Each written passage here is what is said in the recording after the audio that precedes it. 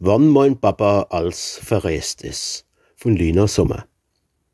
Wann mein Papa als verreist is, für 3 Tag nur, höchstens 4, ihm beim Packen zuzugucken war wahrhaftig ein Pläsier. Cholera-Troppe, Schweizer Pille und auch Pfefferminz dazu, Unschlitt, Hirschtalg, Englisch Plaster, warme Sohle für die Schuhe und ne Roll mit lauter Daler, falls das Portemonnaie verliert, 4 Paar Socken und 4 Hemden, falls ihm einmal was passiert. Leichte Wämsle, wollene Wämsle, wie's grad Kiel wird oder Häs. Und ne Dutt Insektenpulver, liebe Zeit, wer weiß, wer weiß.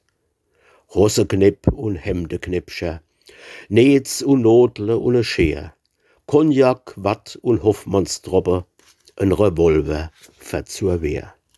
Schnupptobak, a Bries zu nehmen, wann einmal sein Schädel brummt, a Gebetbuch, dass er stark bleibt und nicht in Versuchung kommt.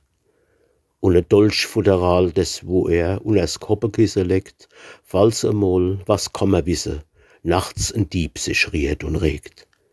Ihm beim Packen zuzugucken, war wahrhaftig ein Pläsier, wann mein Papa als verreist is, für 3 Tag nur, höchstens 4.